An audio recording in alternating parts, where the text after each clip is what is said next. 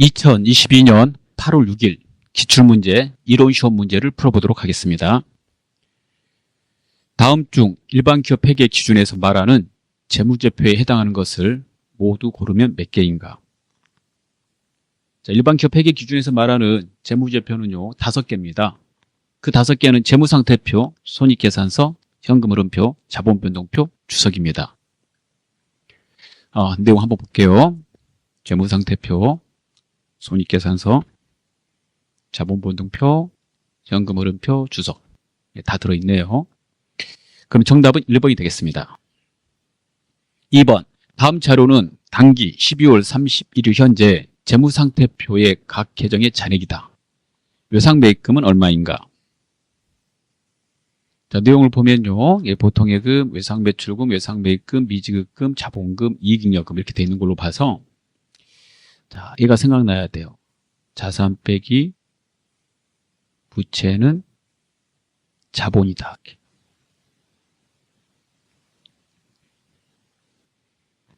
자, 그럼 써놓으시고요. 이렇게 써놓으시고.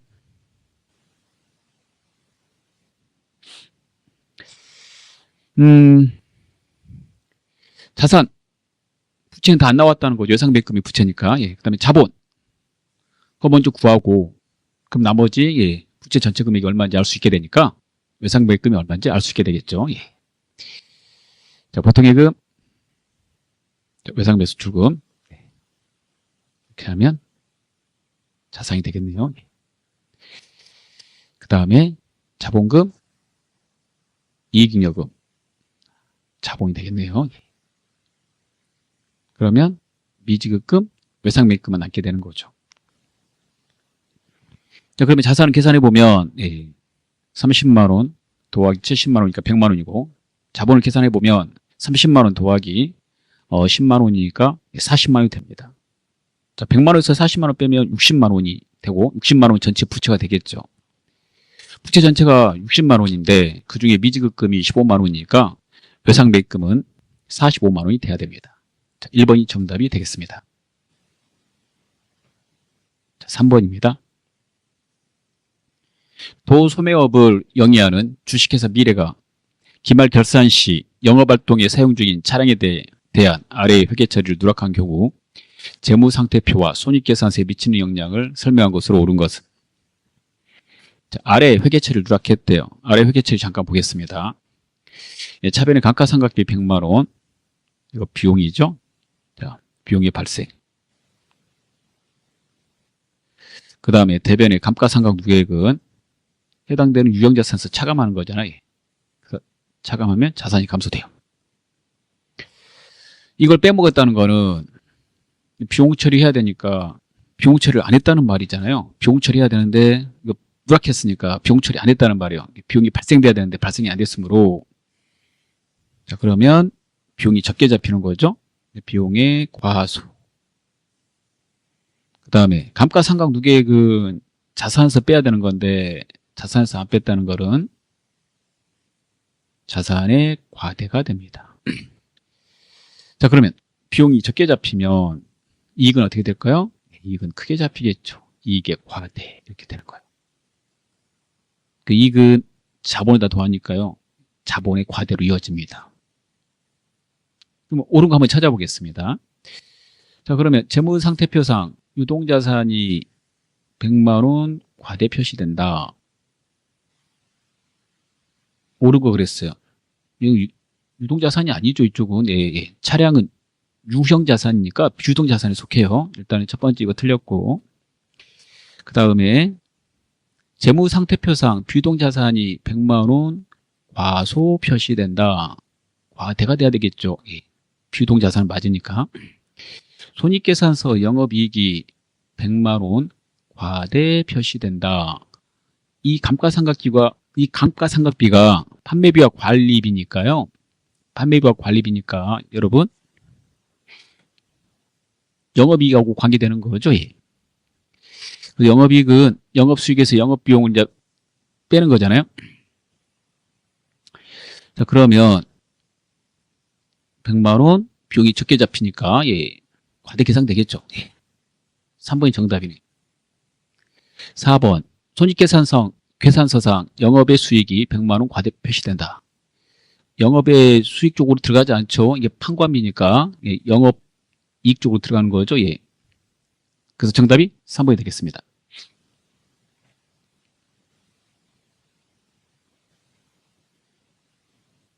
자, 4번입니다. 다음 중 기말 결산 시 원장의 잔액을 차기로 이율하는 방법을 통하여 장부를 마감하는 계정 과목이 아닌 것은?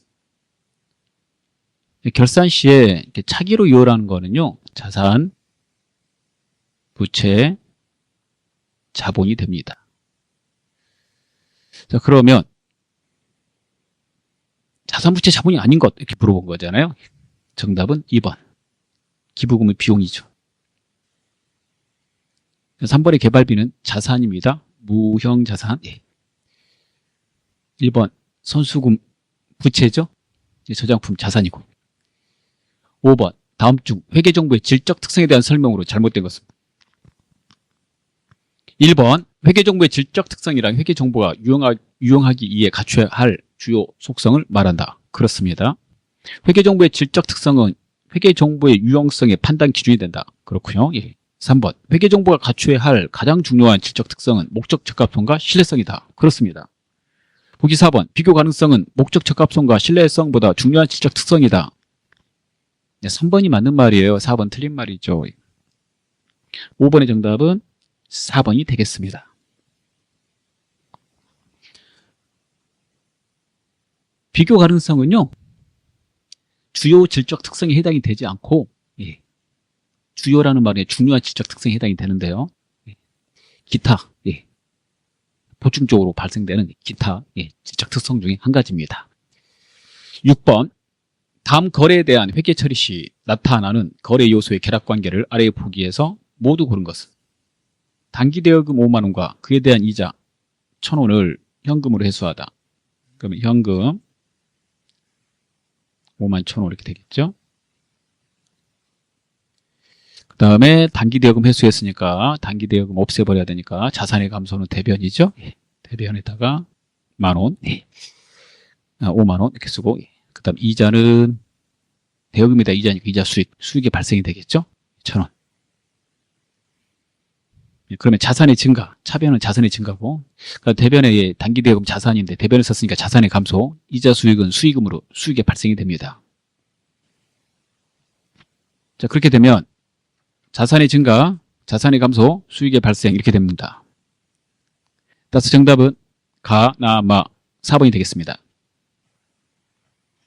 자, 7번 보도록 하겠습니다.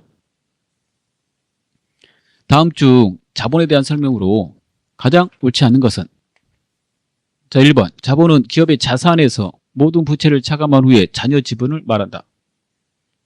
네, 맞습니다. 이거 앞에서 이거 문제 풀 때 해봤죠? 자산 빼기 부채는 자본이다. 이렇게 그거 가지고 풀었던 거예요. 자산 빼기 부채는 자본이다. 이게 자본의 등식이라고 그럽니다. 2번 잉여금은 자본 거래에 따라 이익잉여금, 손익거래에 따라 자본잉여금으로 구분한다. 두 개가 바뀌었어요. 바뀌었습니다. 7번의 정답은 2번입니다.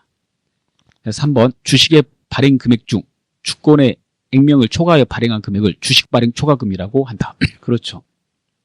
그래서 그 주식 발행 초과금은 자본거래에서 발생되는 거고 자본잉여금에 속합니다.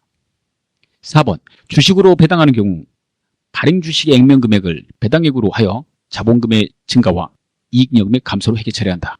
그렇습니다. 자, 8번 다음 중 일반 기업 회계 기준에 의한 수익 인식 기준으로 가장 옳지 않은 것은? 자, 1번 상품권 판매, 물품 등을 제공 또는 판매하여 상품권을 회수한 때 수익을 인식한다. 그렇습니다. 상품권 발행할 때 수익을 인식하는 게 아니라 상품권을 발행할 때는 물건을 주지 않기 때문에 부채로 처리합니다. 선수금으로 처리하죠. 그랬다가 상품권을 회수하면서 물건을 주기 때문에 그때 수익으로 처리합니다.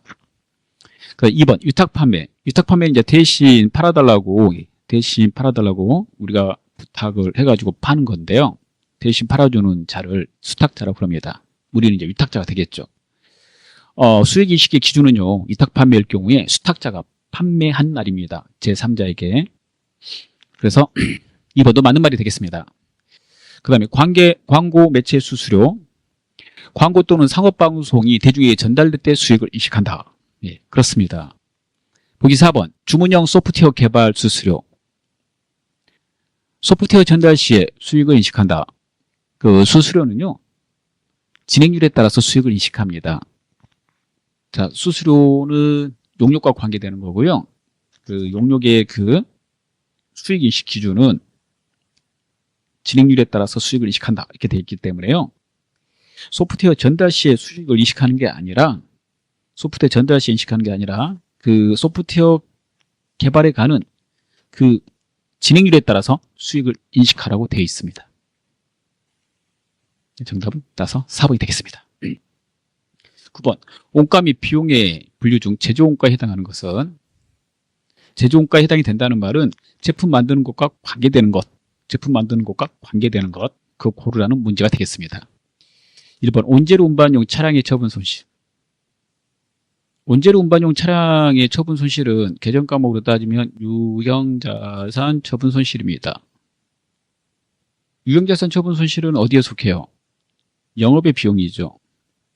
보기 2번. 영업용 차량의 처분 손실. 이것도 유형자산 처분 손실입니다. 그 다음에 생산부 건물 경비원의 인건비. 이거는 이제 제조원가에 해당이 되겠죠. 제품 만드는 거 관계되는 거니까.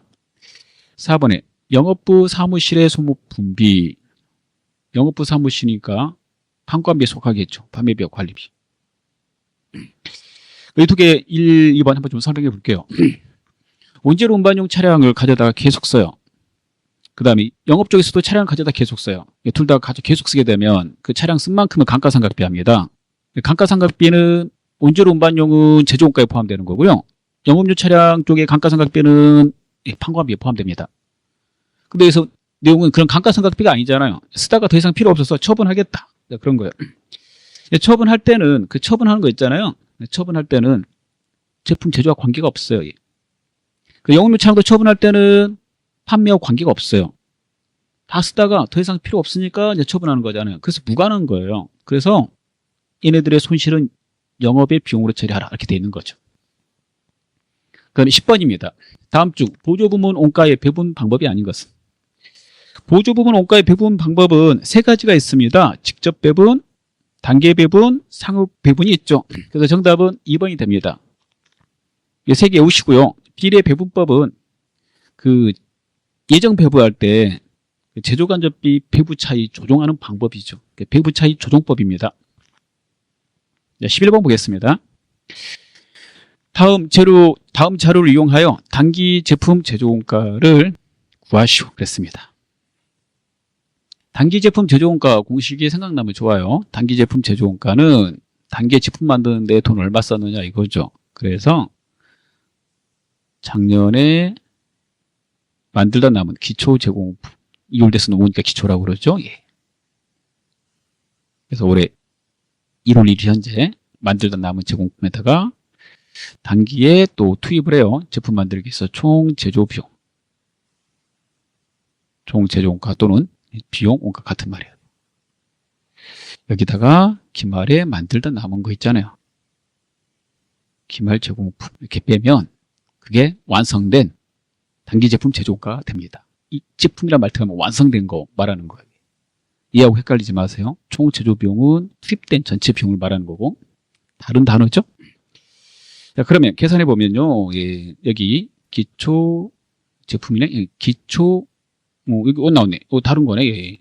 이렇게 나와 버리면 어떻게 해야 되냐? 그럼 또 이렇게 매출원가 가지고 하는 거니까 얘가 생각나야 되겠죠. 이거 하나 외우시고요. 예. 기초 제품에다가 플러스 기초 제품은 작년에 팔다 남은 거예요. 단기 제품 제조원가 완성된 거에서 예.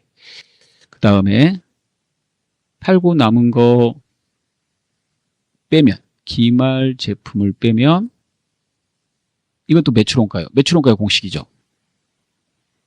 곧바로 단기 제품 제조원가 구해라 그럼 이렇게 이제 하는 건데 여기 밑에 거 제가 안 봤어요. 딱 보니까 이거는 내용이 매출원가 구하는 그런 자료가 제시됐어요. 이렇게 계산해가지고요. 단기 제품 제조 원가가 나오면 완성된 거니까 이거 가져다가 이제 파는 거거든요. 그러니까 여기 있는 이 금액이 되는 거예요. 그러면 이렇게 문제 제시되면 이렇게 풀면 되죠.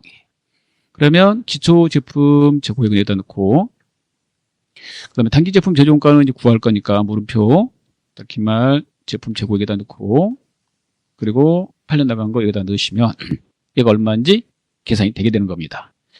그래서 계산하시면 128만 원이 되겠습니다. 계산기 잠깐 씁니다. 두 개 외우시면 돼요. 얘도 외우시고 얘도 외우시고. 잘 나와요.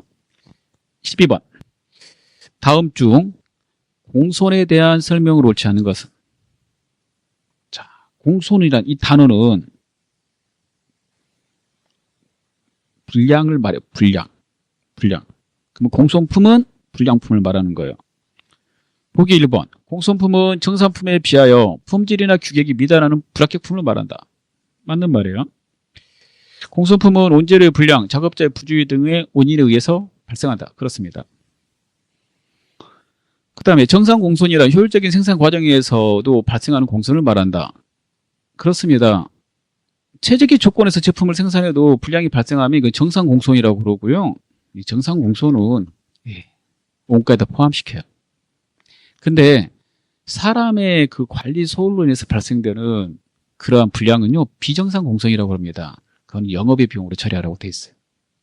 보기 4번 한번 보시죠. 정상 및 비정상 공손품의 원가는 발생한 기간의 손실로서 영업의 비용으로 처리한다. 뒤에 것만 영업의 비용 처리하는 거예요. 정상이라고 그러면은 3번처럼 해당되는 원가에다가 반영해야 되니까 만들고 있는 제공품하고 그 다음에 완성된 제품에다가 포함시켜야 되겠죠. 이 원가에다가. 정답은 4번이 되겠습니다. 13번을 보도록 하겠습니다. 다음 중 부가가치세에 대한 설명으로 잘못된 것은?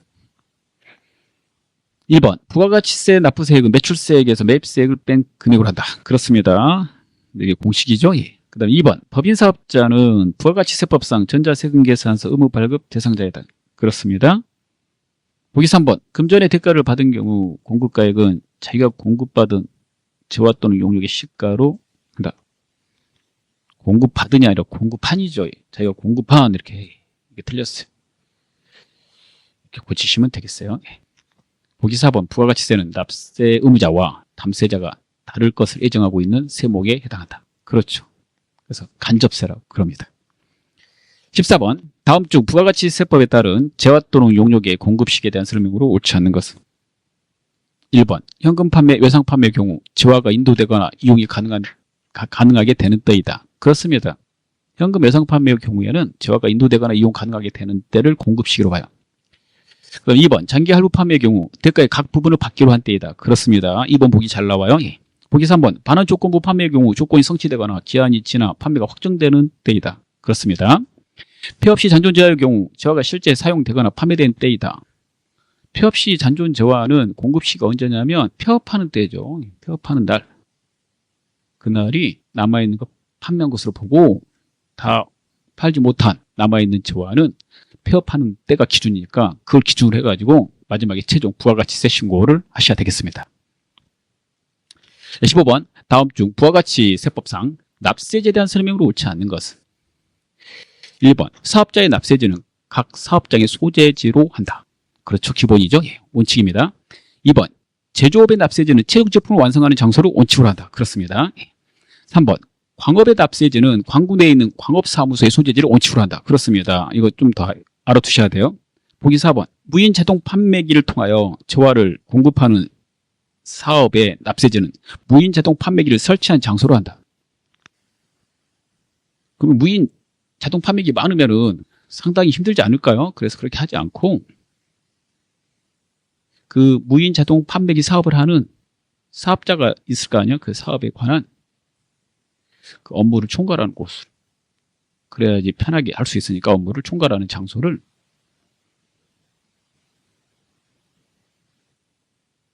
납세주로 합니다.